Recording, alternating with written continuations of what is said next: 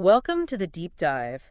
Today, we're looking at something really interesting. It's a proposal, a business document. Right, outlining a potential partnership. Yeah. It's all focused on biodiesel and also hydrotreated vegetable oil, HVO. Think of it like getting a look behind the scenes, the real nuts and bolts of putting together a renewable energy business. Exactly. And our goal here is to pull out the key insights for you from this proposal.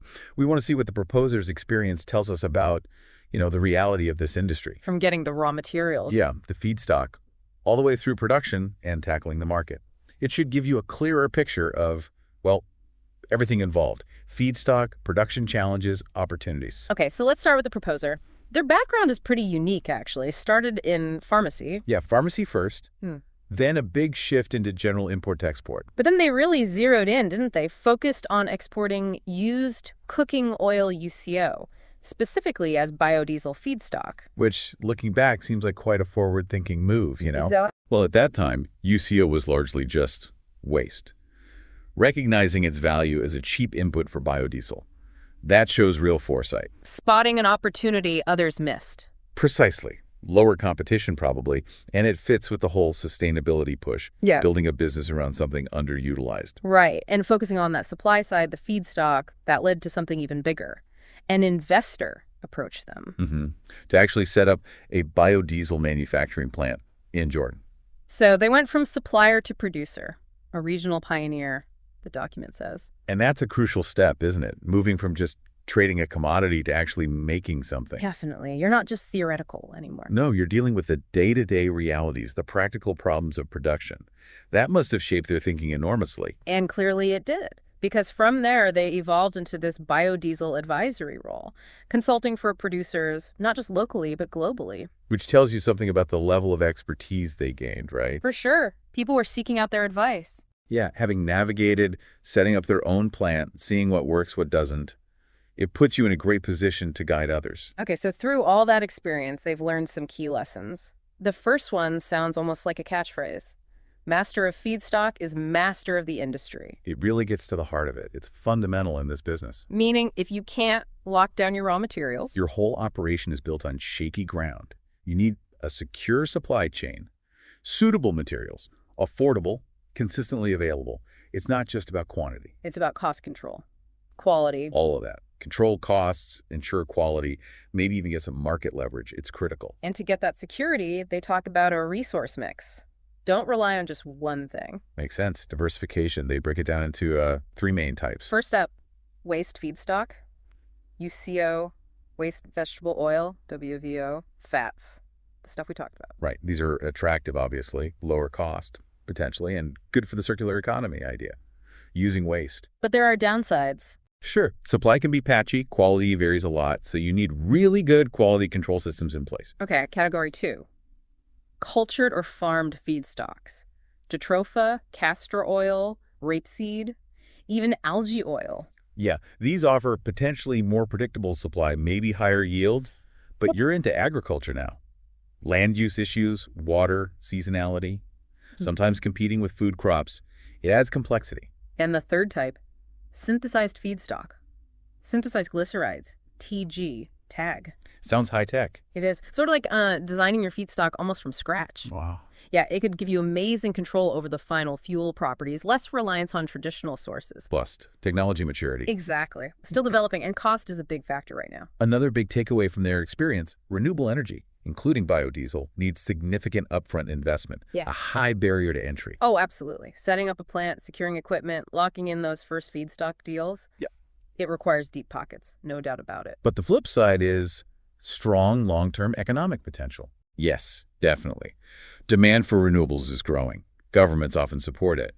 So while the initial hump is big, the returns can be significant over time. Now, here's a really striking point they make. Manufacturing in the MENA region, Middle East, North Africa, and exporting to the EU, they claim a cost reduction of less 6 times. 6 times. That's It's huge. huge. It sounds almost too good to be true. What drives that kind of difference? Well, it's likely several things combined. Lower operating costs in MENA, perhaps? Cheaper labor, energy? Mm-hmm. Maybe better access or lower prices for certain feedstocks there too. So you produce cheaply. And sell into a high-demand, potentially higher-price market like the EU, which is pushing hard for renewables. Mm. You capture that margin. Assuming you can manage logistics, trade rules. Of course, those are big assumptions, but the strategic potential is clear.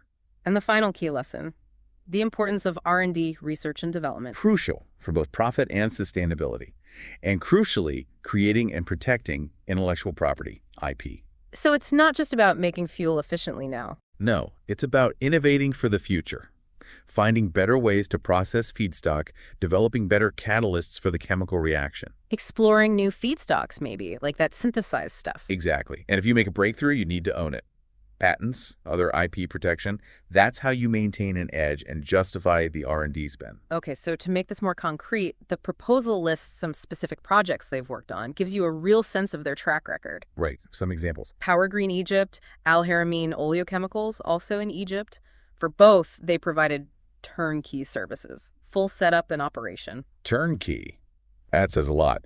Means they handle everything. Soup to nuts, build the plant, get it running, hand over the keys, basically. Shows real comprehensive capability. Definitely. Project management, engineering, operations, they can deliver the whole package. There's also an algae farm project in Jordan, just studies technical and financial feasibility. Interesting. Shows they're looking at next-gen feedstocks, too.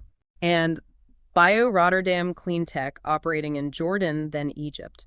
That one focused heavily on R&D, feedstock, catalysts, tech specifications, plus consultancy and training. So you see the breadth, right? From hands-on plant building to cutting-edge research and even teaching others. Mm-hmm.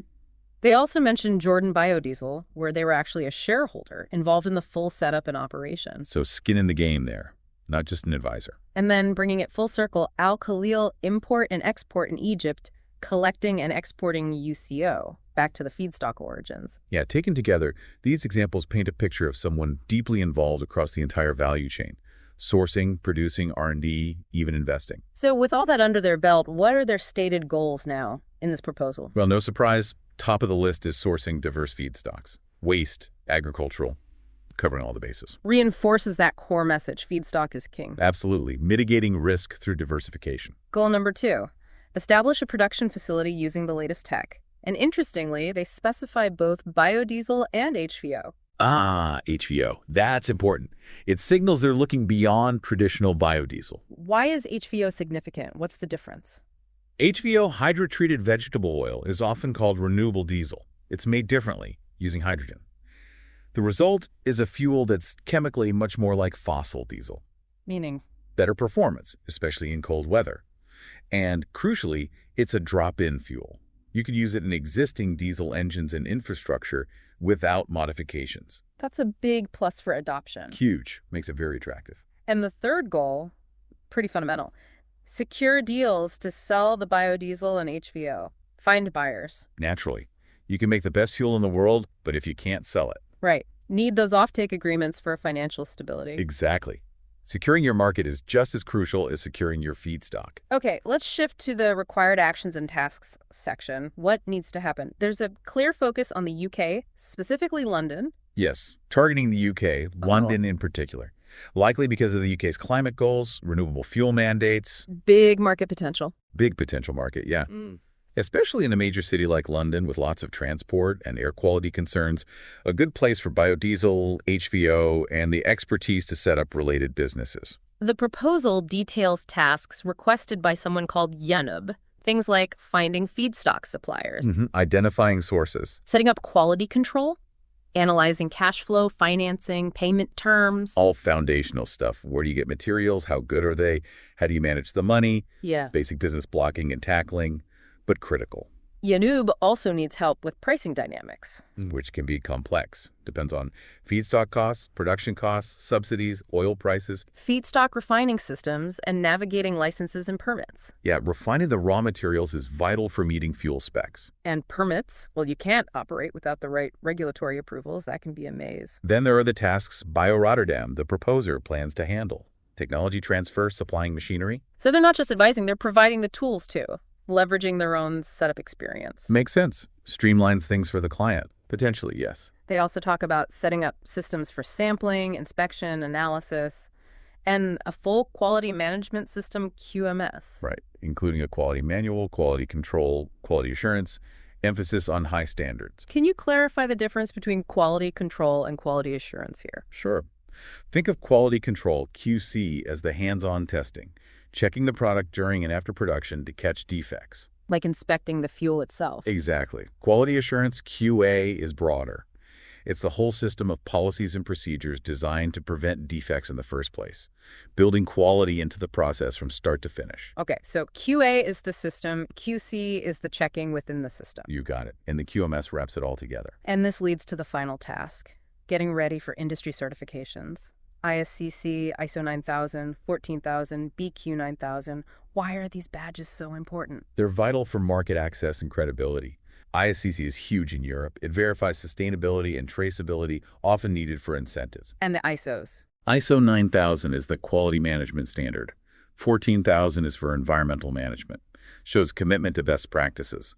BQ 9000 is a specific biodiesel quality standard, mainly North American. So these aren't just nice to haves, they open doors. Absolutely. Build trust, meet buyer requirements, access markets, essential. Lastly, the proposal touches on potential deal flow opportunities, specifically partnering with current clients. Smart move. Leverage those existing relationships.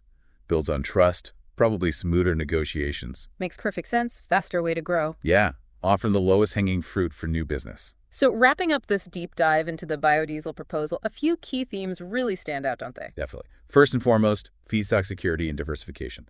That message came through loud and clear. Right. And the potential strategic play of manufacturing location like Mene for EU export for cost saving. That potential six-fold advantage is quite something. Then there's the constant need for R&D, innovation, and protecting that IP. Can't stand still in this field. And overall, just seeing how many pieces have to fit together. Technology, quality management, regulations, market access. It's complex. It really is. This proposal shows that success in renewable fuels like biodiesel and HVO isn't just about the science project. It's about mastering the entire chain, from sourcing materials right through to satisfying the end market and navigating all the business realities in between. Which brings us to a final thought for you to consider. Given everything we've unpacked from this proposal, the challenges, the opportunities, what single factor do you think is most critical for making a venture like this succeed? And maybe think about this too, moving from promising R&D in the lab to actual large-scale commercial production. What unexpected roadblocks might pop up there, bridging that gap between innovation and implementation? Definitely something to mull over. Join us next time for another deep dive.